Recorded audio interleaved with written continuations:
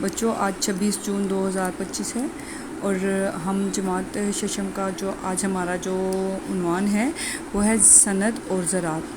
ہمارے پاس جو صنعت اور زراعت ہے اور ہم نے جو ٹاپک آج پڑھنا ہے وہ صنعت اور زراعت ہے، اور 26 جون کے حوالے سے جو ہماری ڈائری ہے زراعت کے پیشے کی اہمیت بتائیں۔ اس میں ہم نے بتانا ہے کہ صنعت اور زراعت کا ہماری روزمرہ کی زندگی پر کیا اثر ہوتا ہے، ٹھیک ہے۔ صنعت کے لیے زراعت کیوں ضروری ہے، دیہات اور شہروں میں کیا فرق ہے۔ زراعت ایک قدیم ترین پیشہ ہے۔ وقتی ضرورتوں کے ساتھ ساتھ انسان نے ہنر کاری اور دستکاری کو فروغ دیا، اور آہستہ آہستہ جب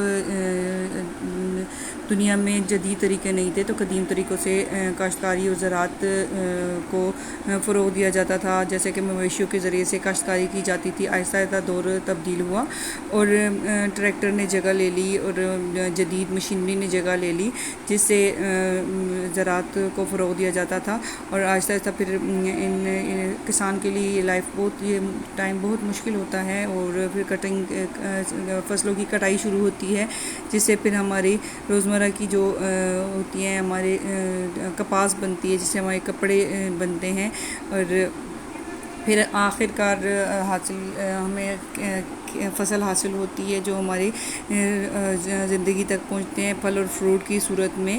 اور یہ جس طرح کی زراعت کے لیے ٹریکٹر اور کاشتکاری کے نئے جدید طریقے استعمال کیے جاتے ہیں، یہ ہمارے پھل اور فروٹ ہماری زندگی کے اہم عنصر ہیں، اس لیے ہمیں ان کے لیے محنت کرنی پڑتی ہے۔ جدید اور طریقے اب رائج ہو گئے ہیں، اور جیسے کہ اب صنعت کے بارے میں ہم کہہ سکتے ہیں کہ صنعت کیا ہے۔ صنعت فیکٹریوں میں مشینوں کے ذریعے سے تیار ہونے والی اشیاء کے کام اور طریقے عمل کو کہتے ہیں۔ عام معنوں میں صنعت کا مفہوم یہ ہے کہ خام مال سے ایسی اشیاء تیار کی جائیں جو انسانوں کے لیے فائدہ مند ہوں اور ان کے طرز زندگی کو بھی آسان کریں۔ مثال کے طور پر ہمیں پنکھا بنانے کی صنعت، کھیلوں کی صنعت، اسی طرح کی بہت ساری صنعتیں ہوتی ہیں جو بنائی جاتی ہیں۔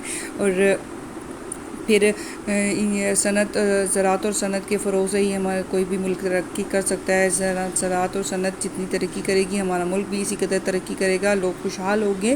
اللہ تعالیٰ اس ملک کو دن دگنی اور رات چگنی ترقی دے۔ اور آپ لوگوں نے بیٹا اس کے اوپر ایک پیراگراف لکھنا ہے، لوز شیٹس پہ لکھنا ہے، زراعت کے پیشے کی اہمیت بتائیں۔ اس کے اوپر آپ لوگوں نے ایک چھوٹا سا پیراگراف لکھنا ہے۔ اپنا خیال رکھیے گا، اللہ حافظ۔